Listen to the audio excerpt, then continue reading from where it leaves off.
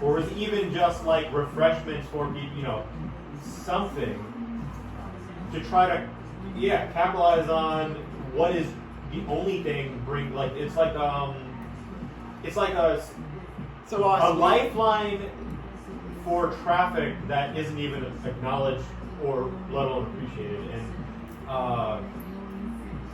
so Niantic had contacted someone. Pontiac Parks. But Kathy didn't realize the value that it represented. Because they would know the density of playability. They have analytics on these things. And they would probably wonder why, A, there's so many, yet they stay so for such a short period of time. Yeah. Because the longer people play, the more money they stand to make. Because the more likely they are to actually spend money on in-game things. And if there was anything that the city itself could do that would keep anyone down here, would only mean the greater likelihood of them spending money while playing this game longer. Yeah. Like it would be serendipitous and symbiotic the way it could work together, and tying into, because you bring up all the time this idea of like harnessing the infrastructure there, right, to spread available Wi-Fi. Right. Of like, what would that do for an internet game on mobile devices that you then have so many more people playing? It itself would draw so many more people to play. You have those services flowing back in to the community, which means they don't necessarily have to get here because they can get it there. Which transportation is such a huge issue. You're starting to solve problems that won't become problems, okay? And my guess is the infrastructure bill that's going to get passed is going to give us the broadband capacity, even if it's just you can't afford it. They're going to provide you with a stipend to afford it. I think the transportation thing is super sneaky because people just assume that because there's more work from home, that means less transportation. Yeah, it actually could be more. Just for example, what if someone wants to work but in an environment that isn't like a work office? Right. If they want to go get coffee and work, like here, like an incubator. Incubator, yeah. Or what if because they can work from home, they now have more free time? So we said to Madonna that the services are going to expand for local, not for fast to Detroit or fast to the zoo or fast to the airport, for local. Right. And she said no. Within a week, they announced the Flex service, which is Flex here local, that they have now more available units flexing, okay? And we haven't even done anything broadband-wise yet, so that is that huge expansion that could be coming. That supersedes Uber and Lyft, okay, for the more traditional needs. And then the addition of that is within the community, that store corner, which always served everybody, that I just need to get down there, I can walk there and I can get what I need, whatever it might be. Those are going to be reinvented, right? Strip malls are going to get reinvented, okay? Because we want to be able to bike or walk to everything we need. So this is all part of that outgrowth in terms of what this funding means to the community. So if you went into the community day and said, the store down there that used to be, we need to reinvent that. Why? Because they don't yet understand why. Because they aren't living that yet. They may have even heard about it, but that would be something in the future. That's not for me now. Right. I gotta drive, okay? So I think the piece that's the most exciting about that is the money is going to flood in. And it's going to be thought for one thing, but we're actually going to be able to use it for another. Because broadband doesn't care about what you do with it. And so, okay, I got it because, well, everybody said we needed to have it. And so we got it. Yeah. What an opportunity. What an opportunity. To then say to the community, okay, you have needs. And your needs can be met in various ways, some not even existing. If you're so inclined, if that meets your needs in a better fashion than the one that you're currently experiencing, even if you're getting the broadband for free, if you're not doing anything with it, there's really zero value there. I mean, maybe it's entertainment or whatever you might be doing, okay? But the richness of the experience could be such that it really pays off in ways that none of us can imagine. My thought is kids have all the tools they need with the mindset of a phone. In other words, phones are so powerful today that even if you made them to an introductory level, we have a big employer here called United Wholesale Mortgage, which is the second largest mortgage firm in the world, okay? And they just hired 9,000, and it's at $15 an hour. And one would go, okay, I can live, I can exist on $15 an hour. So my case is that kid with just a phone experience can become that person. And that's not for a lifetime. That's just a stable place to be while I decide, am I going to college? What am I going to do with the rest of my life? Okay, but what I have is a stability factor that allows me to exist. And frees up the bandwidth for me to explore my options. There we go. Not struggling to Yeah, exactly. Yeah. So I think we're missing something. We're burying our money in STEM and in vocational, and we're missing the fact that we need to be in the knowledge window, and to be in the knowledge window, I got to be using one of these. I don't care what it is, and they're going to provide it for me when I go there, so I don't have to worry about the equipment factor. I just have to have the mindset to be able to use it, and you can get that from a phone interface. So I think that's where we should be putting our money for these kids and going, look, here's the drill. Between now and 20, you're going to have some decisions to make. And you have to decide what path you're going to go down. It doesn't matter what path you go down. But we want to expose you to paths that you may not be aware of, so that you have at least the stability of having been able to have made the choice. Okay, whether you choose it rightly, wrongly, remember, it doesn't matter. And I think there's a window there for human services that's totally unexplored right now. Doesn't exist, not in anybody's mind. The bandwidth's not there. They haven't gotten the money and spent it and failed. A whole lot of things that we could circumvent if we could get in front of the curve. It could be a rubric. It could be. It's a good one. That could be a green rubric. That's a green rubric. Yeah. Okay? And a question about your yellow post-it notes, Monica. Give working definition. Are you just finding it's a little fuzzy? You need it? Oh yeah, I was thinking like how do we define it ourselves? There's probably better definitions out there. I think I just design scratched thinking, that or out. how do Yeah. you define like And co-creation? evolving, yeah, PHINCO digital visual design and co-creation sense making. That's like the core of what we are up to, and so working definition, an evolving process / project beginning with a series of open-ended questions and adaptable prototype models that enter the world and are built on over time by willing, creative, thoughtful, and committed individuals and communities. That's good. That's good. And then I have another question that popped up while you were talking. So you've mentioned the space a few times across the street. Is there a particular reason why you like that space? Do you feel like space is also an important consideration, like just kind of the aesthetics? Absolutely. Aesthetics can aspire. That's a huge thing.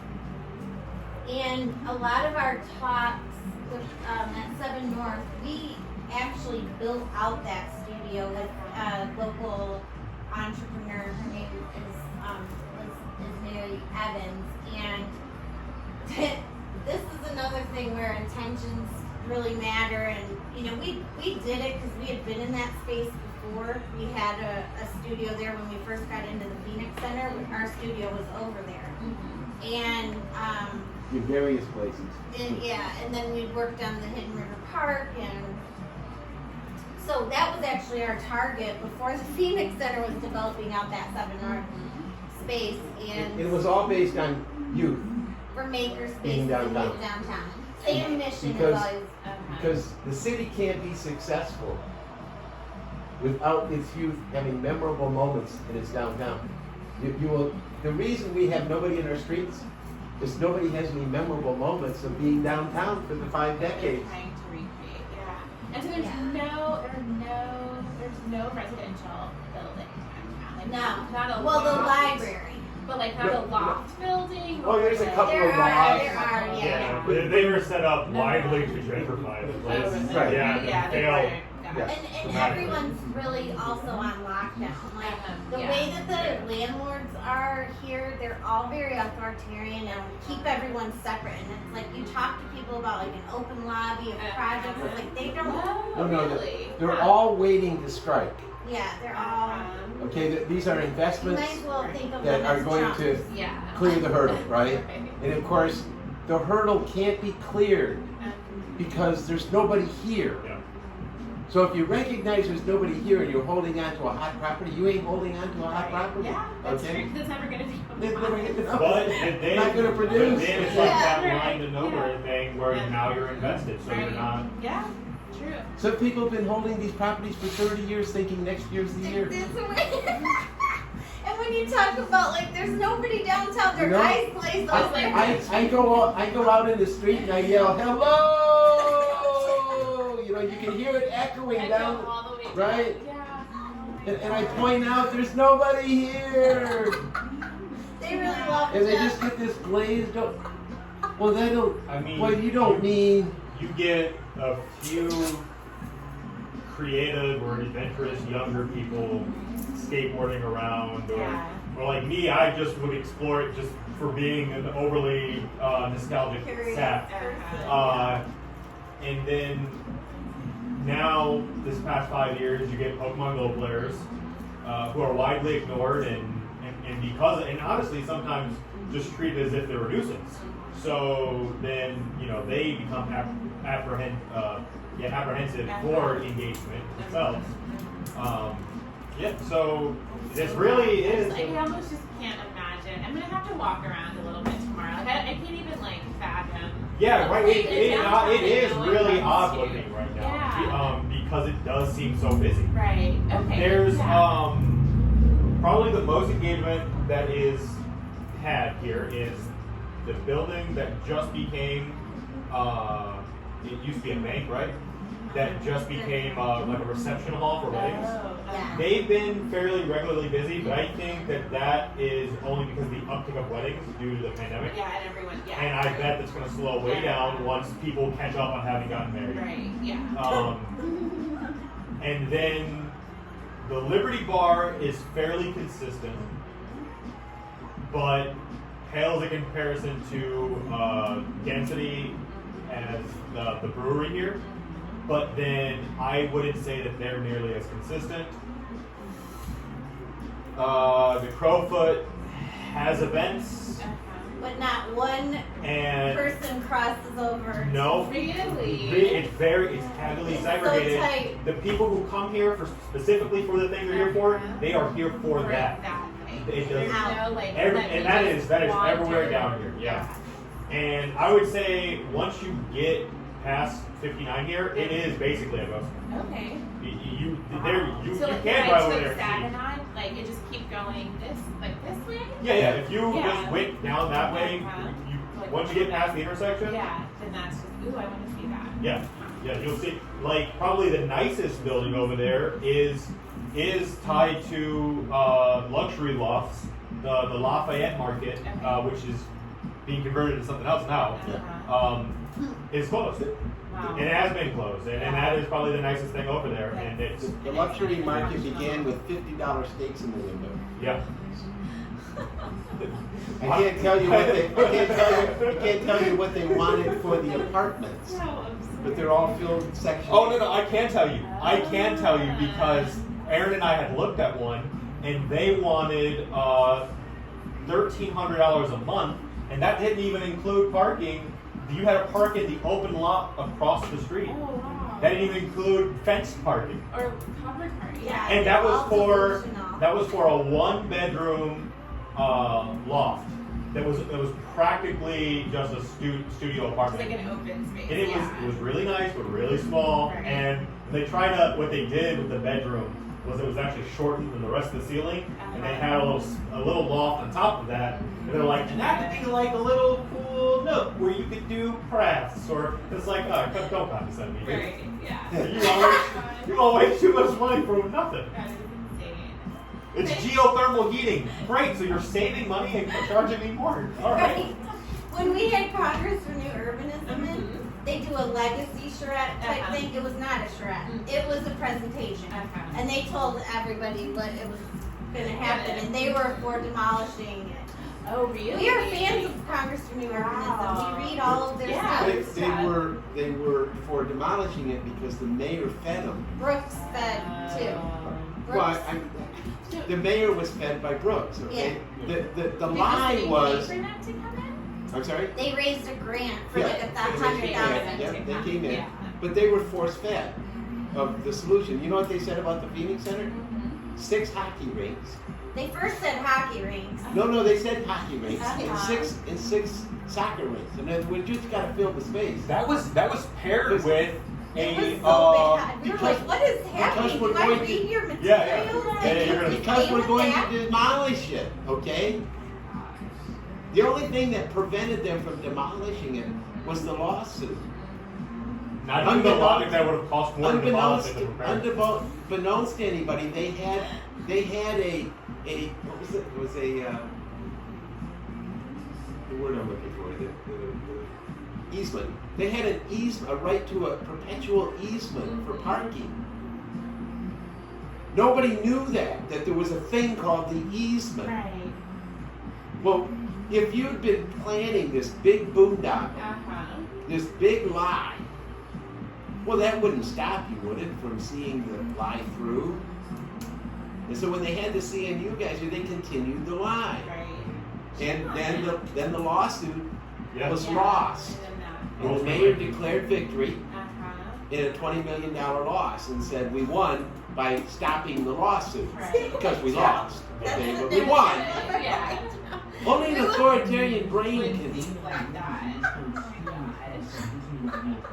So here's my last question for the day. Okay. I think it's mainly for YouTube, but maybe give some thoughts. So if we're looking at this like model, if we were to say that, all of our work together, kind of as part of my dissertation, were to follow this process, like where do you think the design forge would fall? Where would the mural board fall? Like, do you think would the design forge have been like our immersion? No, I think they're past that. But like us as a group?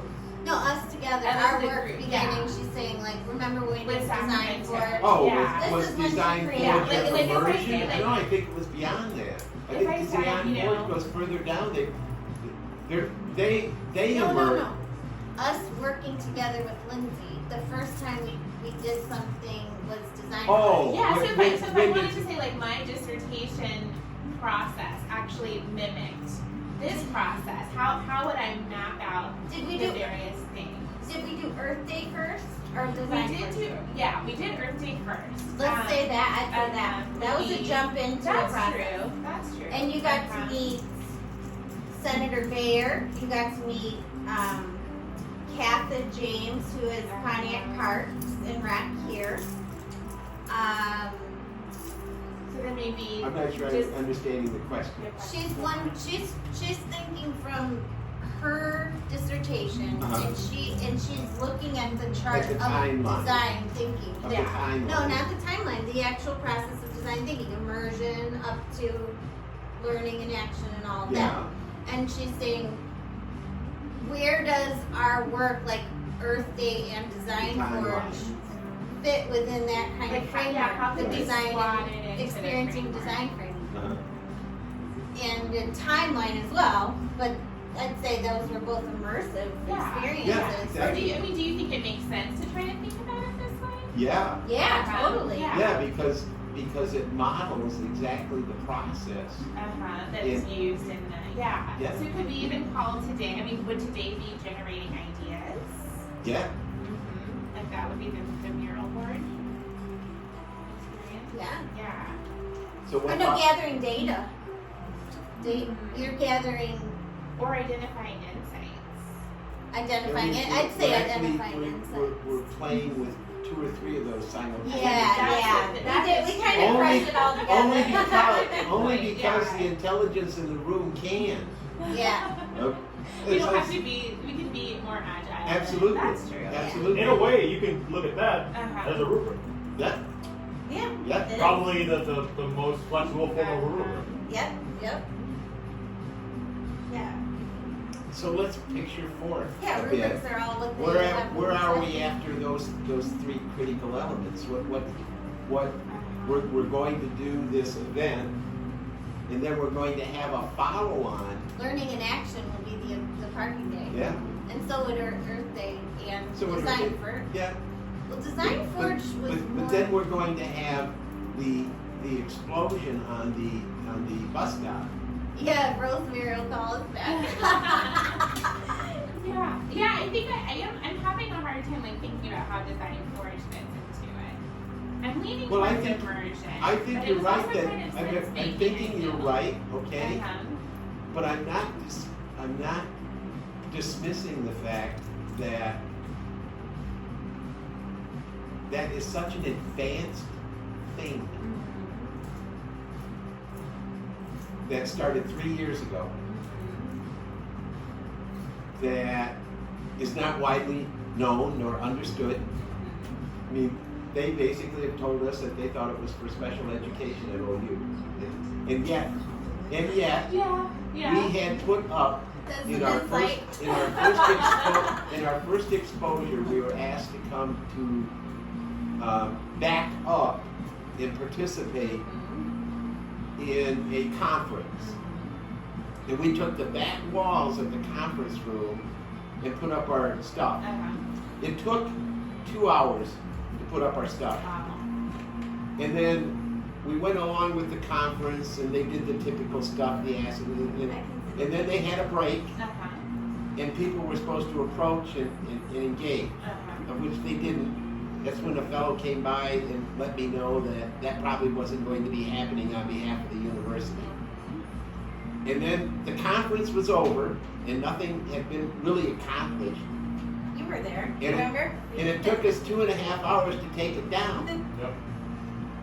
Now something was missed there. And what was missed there was huge. We had this nothing conference. Nobody missed what was on the back wall. There was a shout out to AARP. There was a Right, shout-out. they do their shout outs. He always made sure. We'd he like shout to out. thank this Yeah. this person for Yeah. all you've done for Pontiac. Yeah. Lots of shout outs, lots of pats on the back. There we go. For something, I don't know. So it was just over their head. And one would understand that when you're under 15. Somebody would have had to be onto it because it's so new and up in front. And, you know, they would have to have recognized it. And then we had not the traditional sticky note proposition. We were doing sticky notes. But these graphical organizers got in their way. When really, they shouldn't have gotten in their way at all because the brain works on its own when it encounters complexity. Without you even having imagined that you're thinking about it, it's already taken it into consideration. And they were so bent on their expertise that they couldn't allow themselves to be flexible enough to see something new. And even though they were in, they were in one, they were following it, they were looking at how the progressions went. I think their job wouldn't allow them to the freedom. We're locked down on this, Jim. You're going to have to take this over to business, and then you have to take it up to the dean, and the dean's going to have to take it up, and the president's going to have Debbie Wisser just called. I'll tell you the most significant event that I can remember in my relationship with it. We were on every committee, the economic development. Hubert made sure that we got, worked around and with resonance. Okay, and they just couldn't grasp grants for $700,000 for just planning. Yeah. Wow. From EDA. Yeah, EDA. I6 too. Made for us, and we would push them out. Nothing. Wow. And then we got even got an opportunity to engage, and they just couldn't understand. They said, "Well, this is a lot of work," and I'm going, "It's $700,000 for free. I'll write the damn thing." Yeah. Yeah, sad. But the thing that stands out in my mind most significantly was when we were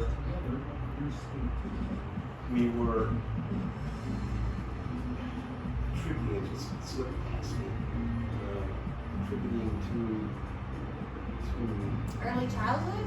yeah, early childhood. The grant? So we The go dance we grant? go to early childhood, okay, and they've got an incredible early childhood program. Center. I mean, just an incredible thing going on. I'm sitting with the kids at the tables, right? And we're learning, okay? And we're learning without any instruction because it's already been this. You want to talk about design thinking on steroids? It's already been this, and you don't know because I'm the instructor, but I couldn't tell you. It doesn't matter anyway. They had the kids even vote on the name of the turtles. Like it was a very democratic environment. So I'm going, wow, we're in the right place finally. And we go upstairs. And what was downstairs ain't upstairs. And you're going, oh my God, don't you understand you really don't understand what's going on downstairs. You have a program that's downstairs that is beyond this scope of, Yeah. and you're up here having a meeting like yesterday's news. What don't you understand about what's going on downstairs? Okay, it's like we're going to practice this until you're 6. Then we're going to put you in the traditional education in which you're going to go crazy. And then just like wipe all. And That was the most. That to me, I mean, I was so beside myself that could be happening from one floor to another in an educational institution that this should be aware. Because you're experiencing it every day, and yet you couldn't practice it in your practice. It stopped down there. That's for kids. Right.